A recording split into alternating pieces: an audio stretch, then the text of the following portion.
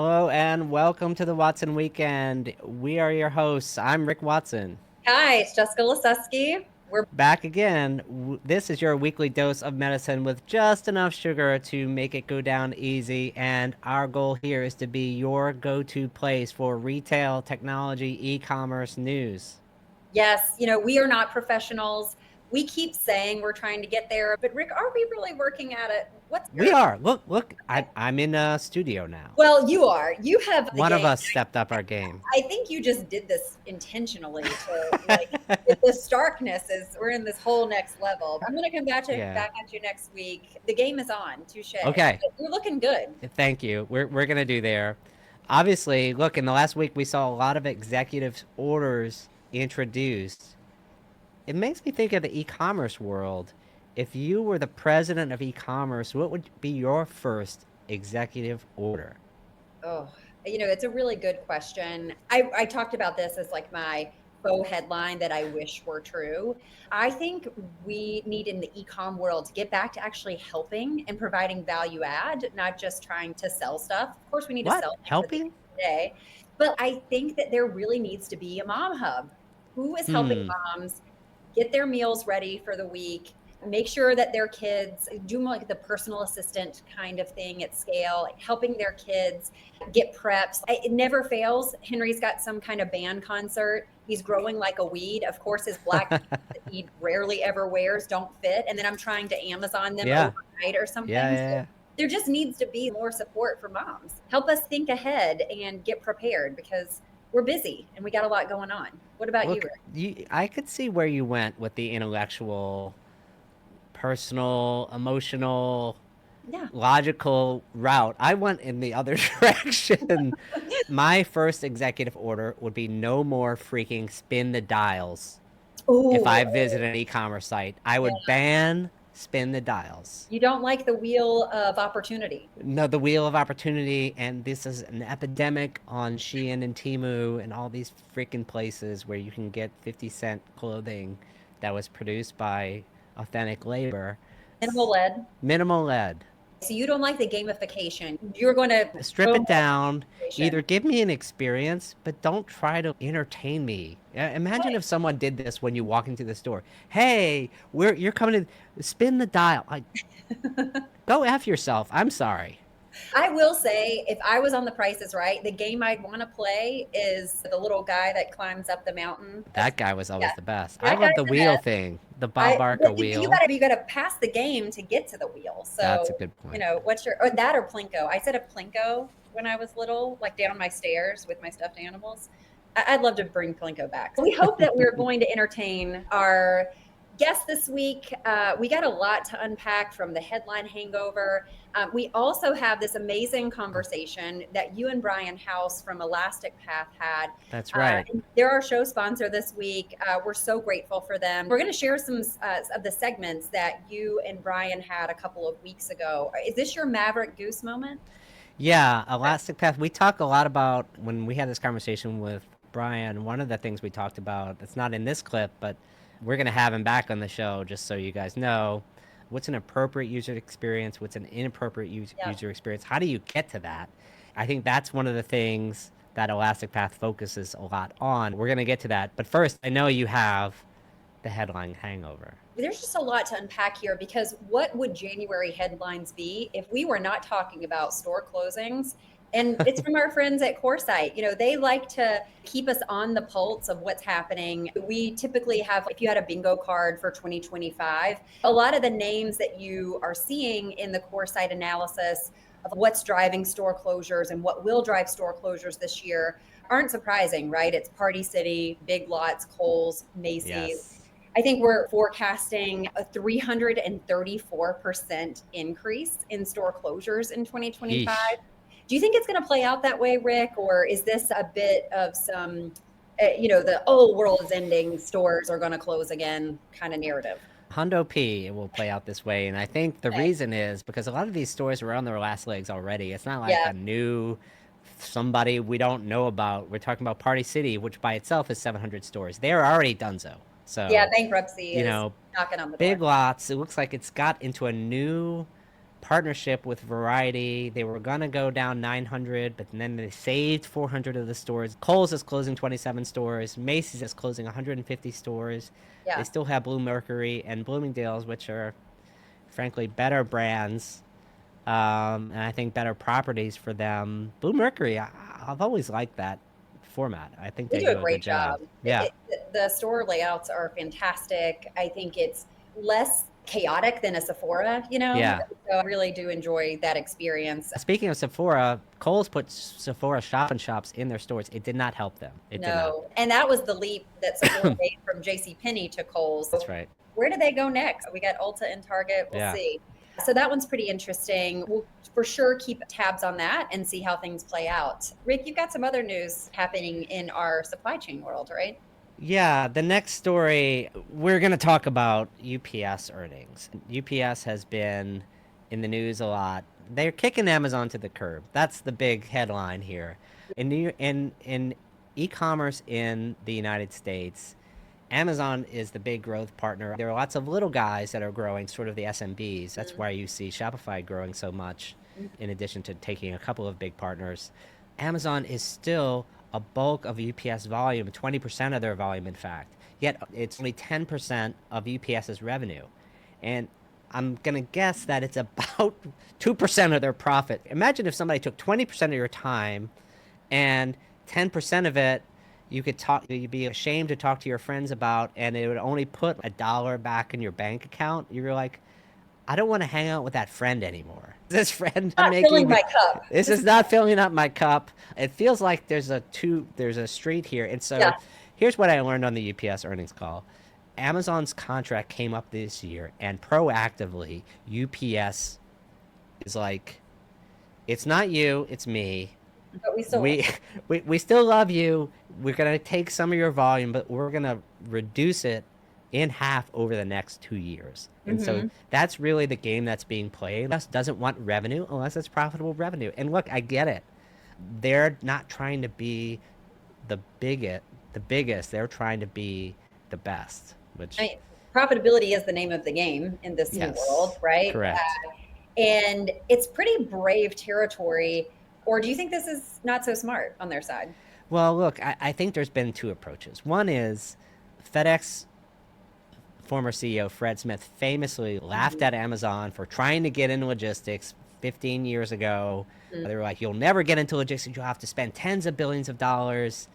And of course, that's exactly what Amazon went and did. And they said, we don't want Amazon as a customer. We'll fire you as a customer. And so they got out of the Amazon business very early. UPS took a little bit different approach. It's like, we can use Amazon to build our network, even if it's not profitable revenue. They made a little bit of a deal with the devil. My read is Amazon took advantage of the relationship. They gave UPS all their unprofitable routes, and even the most unprofitable routes they gave to the post office. So there's even that too. But And force them to stay open on Saturdays. exactly. And so UPS is trying to get you back by, forcing you to pay for a return if you walk into a UPS store, if there's not a Whole Foods near you or something like that. But still, I think the second that contract came up, it's, to me, super telling that UPS CEO Carol Tomei admitted on the earnings call, like, she wanted to make sure she wasn't caught on the back foot of the narrative. Like, no, we're doing this. Like, you didn't fire us, we fired you.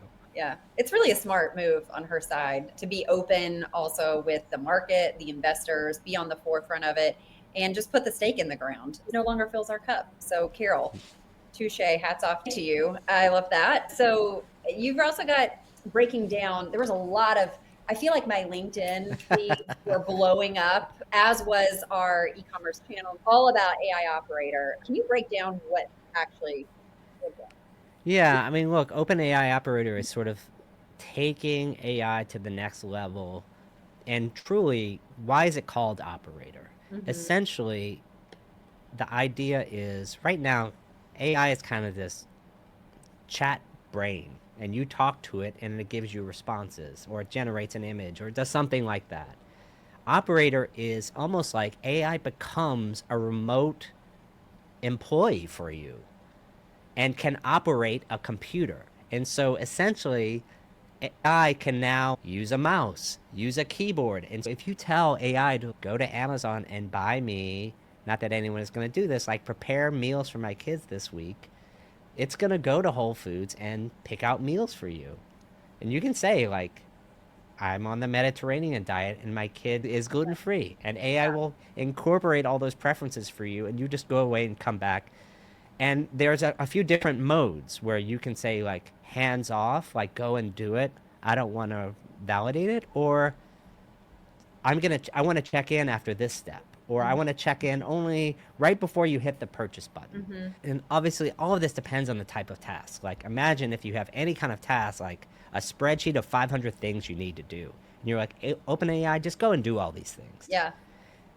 The idea is that the operator will figure out how to break up that task most efficiently and have sub AIs go out and do things, which is kind of creepy if I'm being But it does honest. feel like my mom hub dream might become a. I feel like Yeah. we're on the cusp. It's- It's a cyber mom hub. Is it going to be like Joaquin Phoenix in Her? And so Yes. this woman becomes my bestie and she's doing all these things for me. It kind of sounds like a dream. Her is happening. It's happening. Literally. There was the story about, did you see the story about the woman who had the AI boyfriend?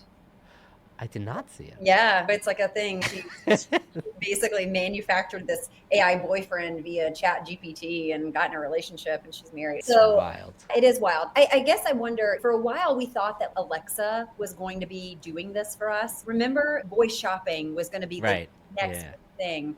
So in your mind, is this more legit than that? Do you feel like it's got some ways to go? I think it's more legit. Look, they've signed up a number of partners with this. DoorDash, Instacart. It strikes me that the reason why these partners exist is, imagine if you go to the grocery store. You're in North Carolina. You're going to go to the Teeter. That's just the place to go. You're going to go on your stock up trips there, but if you need something like Tuesday night and it's 5 p.m. and you need it by 7 to make dinner, you're going to use Instacart. You're not going to get in the minivan. There's no minivan. No minivan? No. Rick, you know me way better than that. You're going to outsource it to Instacart and manage the house, make sure the kids aren't killing each other, and then someone's going to show up on your door with their groceries. To me, this is kind of like what operator is, which is sort of like people who value their time more than their money, from some sense, or they're willing to get up a little bit more money for convenience. This will be really exciting to watch. I'm excited to see what unfolds. This will not be the last time we talk about it. So if you guys are doing bingo cards for the Watson weekend, put operator on there. Starbucks, I wanted to talk about that because something that AI cannot replace is a little handwritten note.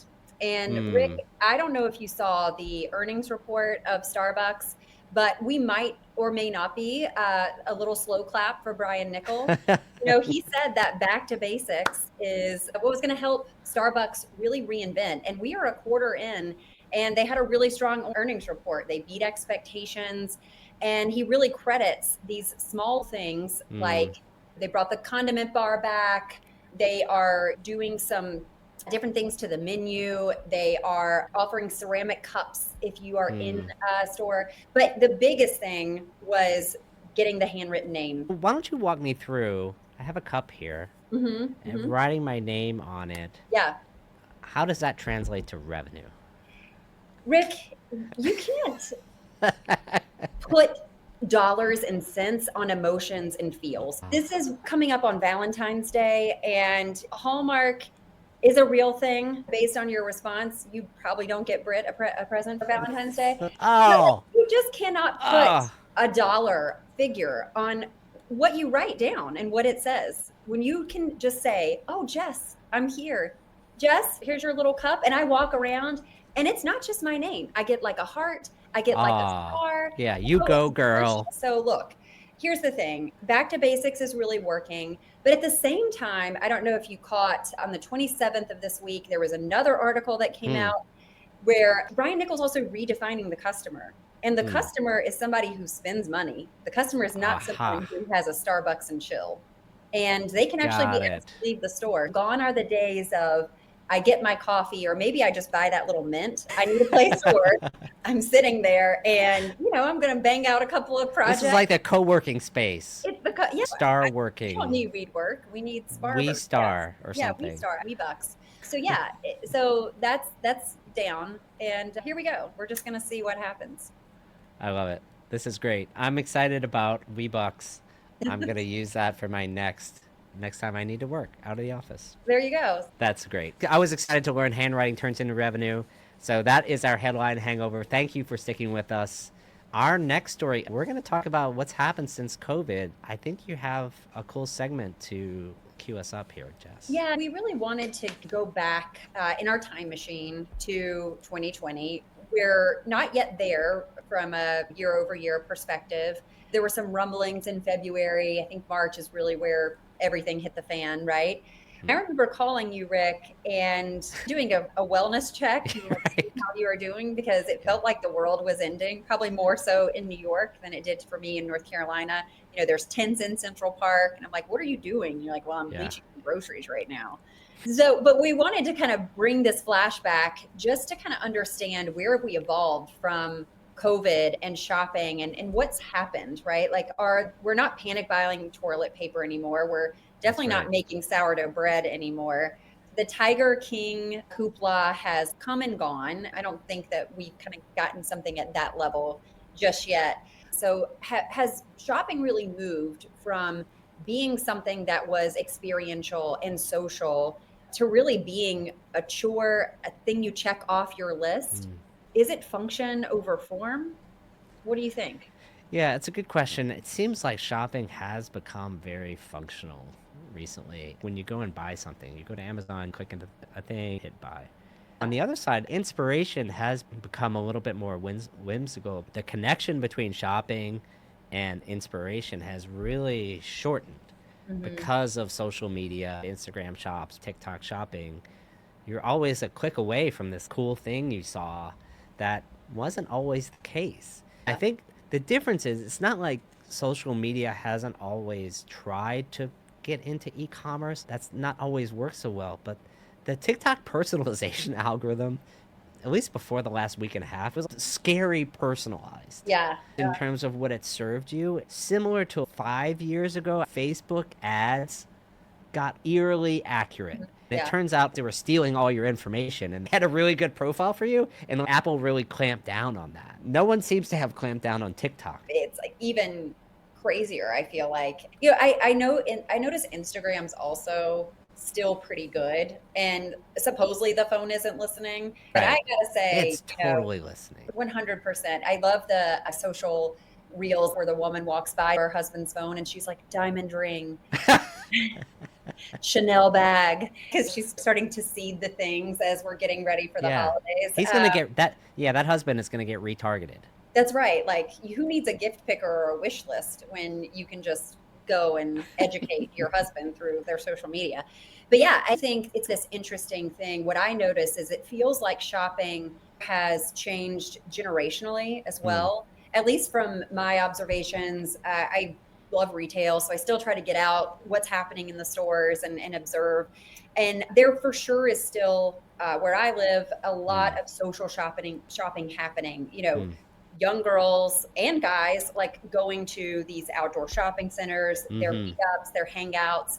And while they may or may not be spending lots of cash, they're for sure dropping some things at Kendra Scott, Yeah. Rowan. And so it feels like also some of these stores have been created to target that type of customer, Right. more so. What do you think? Do you see I, that? I think it's exciting to feel like we're going back to the mall, at least the good malls, not Yeah. necessarily the bad malls. The malls I grew up with were so bad.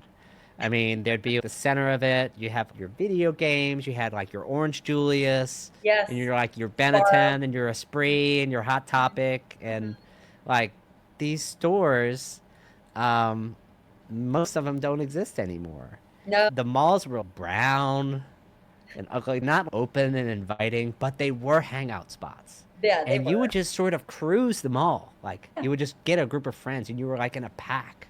And then you would almost like attack a store. Like you go into a store and like friends just spread out everywhere. Right. And you're checking out merch. I still think that's happening. At least from what I see, that's happening. And I think that actually social commerce does play a role in that Mm. too, because people are out talking about the things that they're doing. They're talking about going into these stores. And so it is that dynamic. So I think there are, the one hand, you've got the persona you mentioned who just needs things done. Their Right. time is more valuable than anything else. They're willing to spend an extra dollar. They don't maybe say like worried about getting the best deal. They just want it fast and convenient. And there's the flip side of the others that go to 4 different stores to get the best deal just to get food on the table or to get your kids clothed. And then you have this generational thing that's happening where people do experience social shopping and Mm. they're hanging out on the weekends. So it's pretty crazy. I still find it's hard to get a parking spot in some of these locations that attract more of the outdoor experiences. You're right, Rick. Gone are the like days of the fluorescent lighting and heavy racks. That's probably why Kohl's is struggling. But these outdoor places that are a mix of, there's work, there's play, there's stores, there's restaurants, there's more to do. And so they become Yeah. more destinations. I think it's interesting. I would love to think about Nick Kaplan and what his views on malls are, given his retail background. I don't know if he would hate them or love them, but we're going to bring Nick in now to kind of dovetail out of this conversation as well as into our next Yeah. conversation as well. Are you bullish on malls now? First of all, welcome, Nick. Thank you. I'm very, very happy to be here, and I love malls. Let's go to the mall. Do you guys remember that How I Met Your Mother episode where Robin Scherbatsky's like, that's her number one jam? Let's go to the Totally. mall. It just runs on repeat anytime I hear the word mall. Yeah. I briefly attended a soccer tournament before my daughter developed what everybody has, and we left abruptly. Before leaving, I was talking to another parent who was telling me that the day before they had spent 8 hours at the American Dream Mall. Oh, Oof. that is commitment. 8 hours. I have not been there. My wife and kids go often. I've heard it's like super dope. There's everything. And I think that sort of is what the mall today serves the purpose of. It's truly experiential. And I think Right. you're seeing these incredible lifestyle centers where there's a combination of food, shopping, and residential, where we used to go a lot to buy our inventory in the early fashion days. I remember early on seeing in Glendale, Mm-hmm. as well as the Grove, these Mhm. incredible facilities that just felt kind of open Yeah. and not so transactional. Hmm. Mm-hmm. So Kaplan loves them all and is bullish on the right ones. I think we have too many malls in America. Yeah. So, We are overstored. I think it's been coming down though. So how much more down can we go? I mean, according to research, I think I read somewhere like 25,000 more stores will close this year. So, It was like um, 15 in the article. So it doesn't feel like we've hit bottom. At the same time, more stores open. I think it's around 3,700 that are supposed to be open this year. How does that relate, Nick, from what you see with e-commerce? We saw that massive upswing, right? Everyone was reposting that stat of we just accelerated 5 years in right. a few months for e-commerce. How do you think about that? E-commerce is supposed to overtake the world. Do you find that they just better weave together the e-commerce and the store experience? Well, I love that you're so right. We accelerated 5 years until September of 2020 One. one, and then we Yeah. didn't. It's interesting. I had a conversation with the CEO of the dev shop and the front end experiential support for a client, and we were talking about how this company thinks about stores and e-com as separate channels and acts accordingly. And my goal is to really bring them together and Mhm. understand like the symbiotic nature of what it means to operate a business versus businesses. And Mhm. so what I'd say is that we're in a we're in a mode of, customer, right? And you guys have heard me say this a lot. The value of any business is its active trailing 12-month customer file. And so Yeah. wherever you can find and connect with those customers is critical. And so stores is really important. And as I talked to someone the other day who works for a very large company and is leaving, we were talking about stores.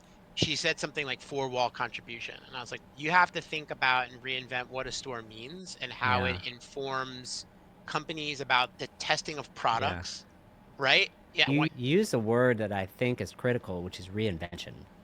And I think, especially in the mall experience, but I think online too, you have these, it's almost like the world of the haves and the haves nots. We were having this conversation with Bryan House from Elastic Path and about the role of mavericks and innovation in a business. And I think this is probably a good segue into our segment with him because they they spend so much time focusing on consumer experience, and I think this would be relevant to a lot of brand owners in the audience, even agencies and business owners.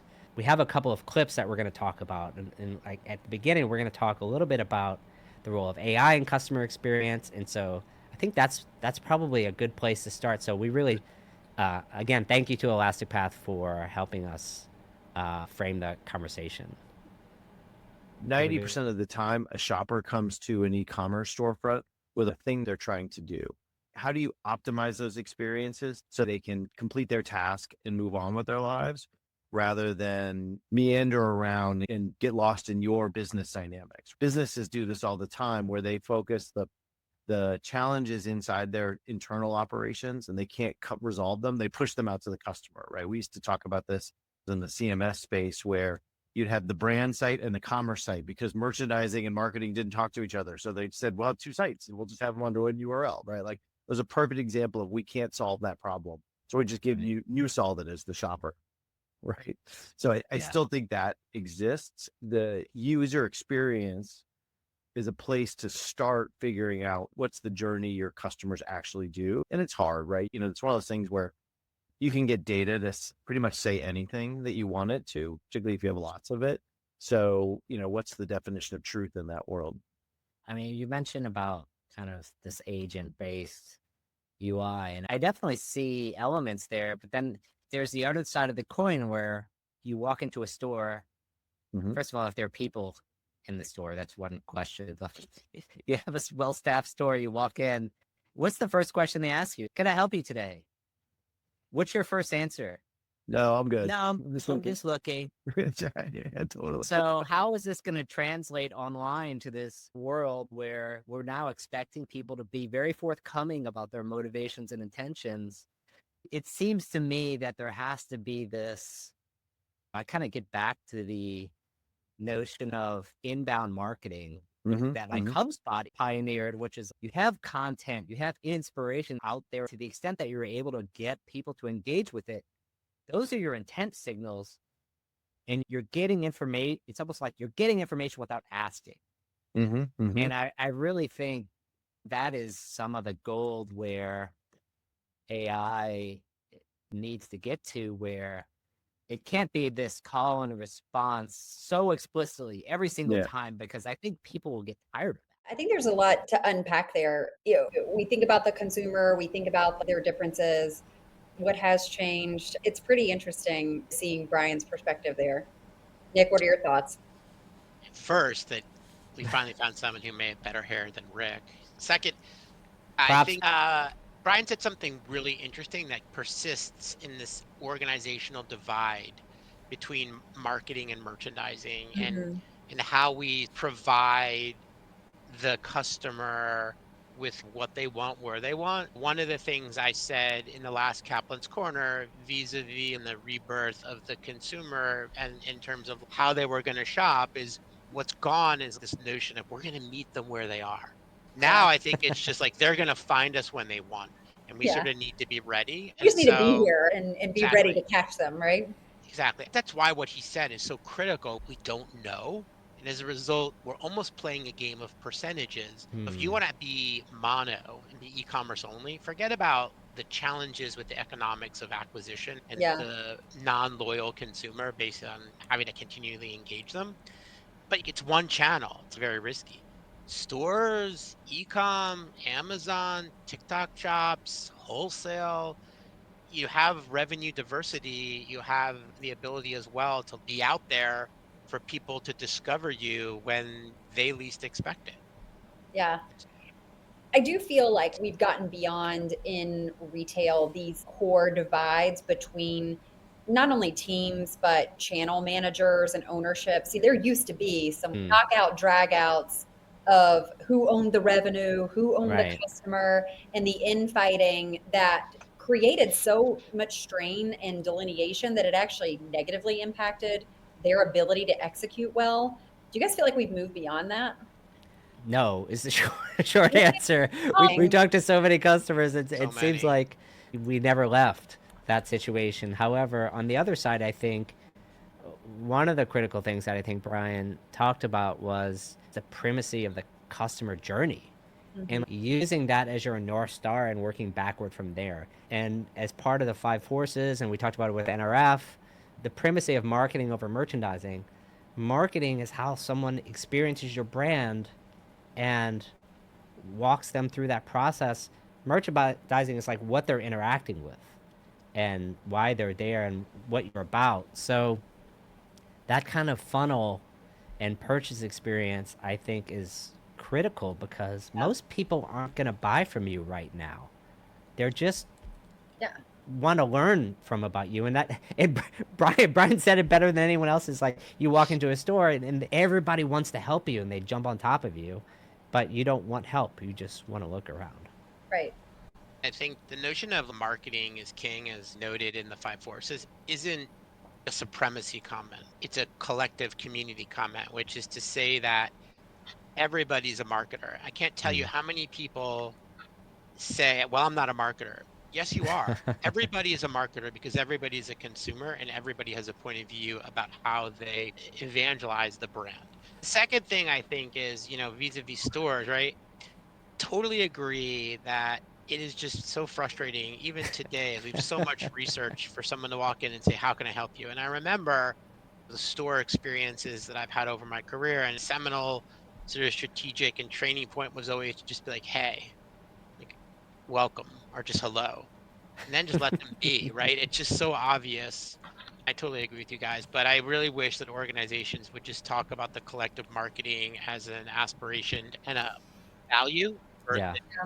separation. I mean, you bring a point about the experience in the store and online. There's a lot of sameness that you see in website experiences, and that's actually a good transition to the next clip we have with Bryan. Talks about just like commoditization, really. Like everything's in a box. The boxes look the same. You go from one retailer to another. It's like, is the logo the only thing that changed here? Like these products look the same. So I think that's a good way for us to get into this next clip. There's an interesting sort of commoditization that's happening in the commerce space because like when we go shopping in a physical world, brands differentiate based on the experience you have when you walk in the store. But every store has a front door, every store has a back room, every store has a POS system to check out. So like there's core things you know how to do when you go into a store.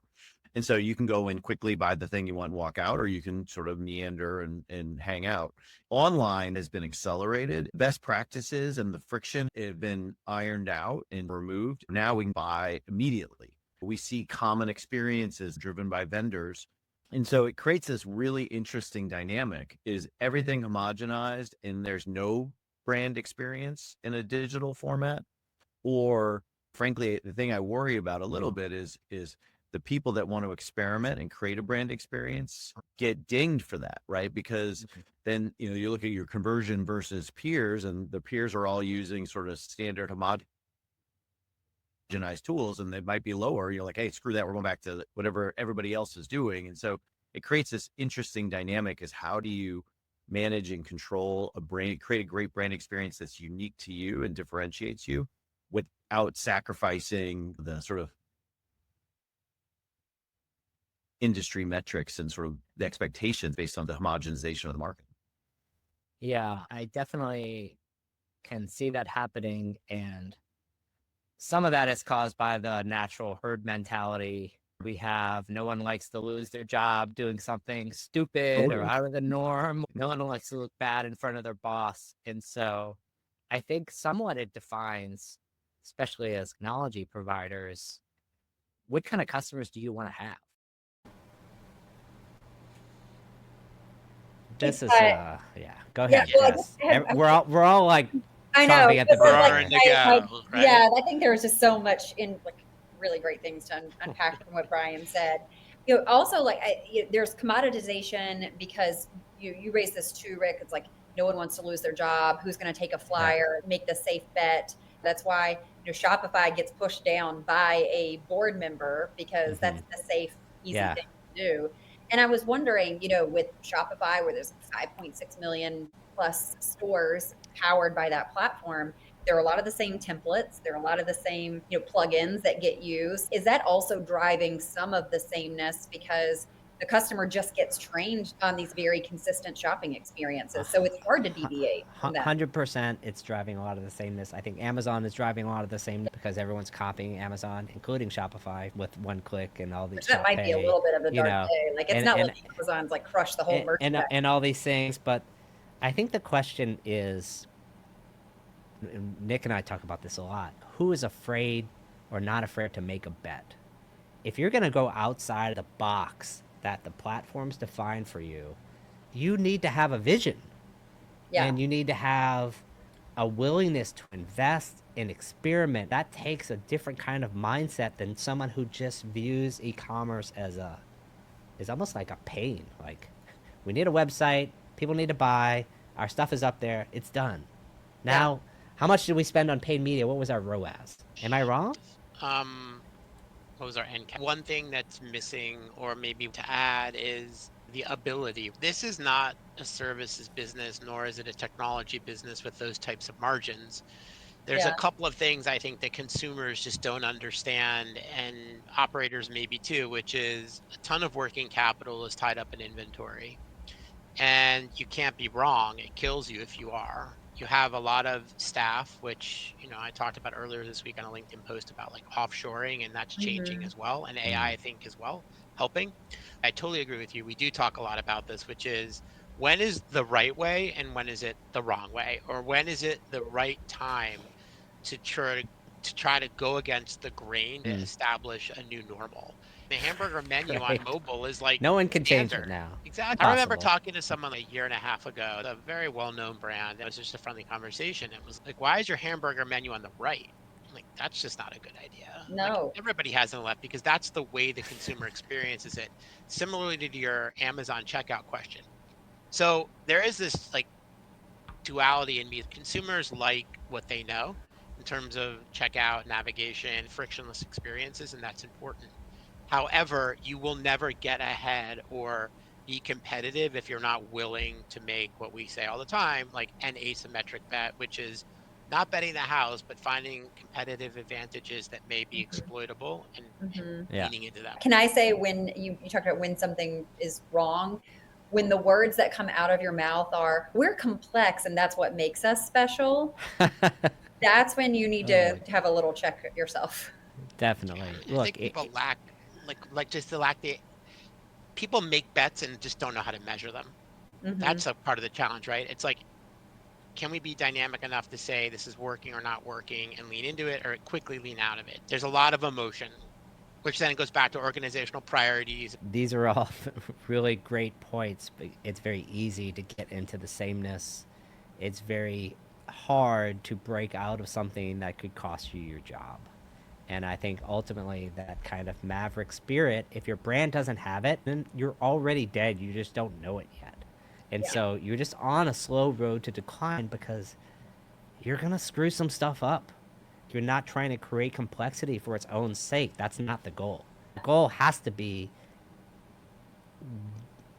who are we targeting? What is the offer? And what value is this adding to the experience at this stage of the buying cycle? There's so many people who just like, oh, this gets in the way of checkout. Most people aren't checking out. Conversion rates, industry average is 2%. So what about the 98% of the people that are just there to learn? That's where the experimentation needs to be, not in the 2% that just want to click one time. Right. So we've talked about, 5 years ago, COVID, things blew up, lots of stuff changed. We're here. In 5 years, what do you think the experience looks like? That is a great question. When's the last time Amazon and eBay's websites have changed? I got one for you. while you guys are thinking about this, because I asked the question, so in fairness, I had a chance to think about it. So what I believe is we've had this notion with personal shopping, and to the point that you and Bryan were talking about, you walk into a store, you don't need help, but then you got to find the dressing room. You might Right. want to know if this is in a Yeah. different size or in different colors. So I think we're going to see that type of experience translate more online with AI, and there is going to be some notion of personal shopping experience because people will want to get in and out. They will want to get fast. Like I think about this in apparel a lot. Like if I'm Yeah. intention driven and I've got this event that I'm going to, or I've got, I'm going to see you guys at NRF in 5 years, and I hope we've got all amazing people there. So in 5 years, I'm going to need something to wear because the game has got to look good. So I'm going to go and ask for some tips, right? So I think like someone's going to be behind the scenes, powered by AI, giving me some options. That's what I think is going to happen. Yeah, I think that's probably right. I'd take it a step further. I think that there's this looming, definitely not pending, kind of peer-to-peer shopping that will happen Yeah. in terms of just people selling to people versus the brand Yeah. kind of thing. And yeah, I think that we'll see a shared basket, and we'll see a lot of evolution. And to your point, how people get help and shop and who they shop with. Yeah. So I love but that. excited to see Yeah. what happens. It kind of goes back to something that Bryan and I were talking about, which is like everyone needs help. No one wants to ask for help. And I think AI will be super impactful, especially with this generation that grew up on their mobile phones. They don't want to talk to people. They don't want to call anyone. It's like a hassle. Yeah. And so I think in those digital experiences, AI will be helpful. The old cynic in the room, he thinks AI is all hype and BS. That's because we're not the next generation. So we're not the audience for it. And I think the next generation will appreciate it in a different way. My daughter is 1. She's already like swiping the phone. I think the user experience will elevate, will be different. People will ask for help from AI because they know it's omnipresent. It's always available. Yeah. That's something that no human can ever be, particularly in a digital experience. Well, I think that's a great place to close. Thanks so much to Bryan, to Elastic Path. They sparked a really great discussion that I feel like we could probably go on for another hour. I know Nick could. He's got so much to say. But Nick you know never what, stops guys? talking. What The is- clock what is- is ticking on the weekends. That's a dance. prop. It's a prop, people. We're going to dance now. We're doing it. See you next week. Come find us. Bye.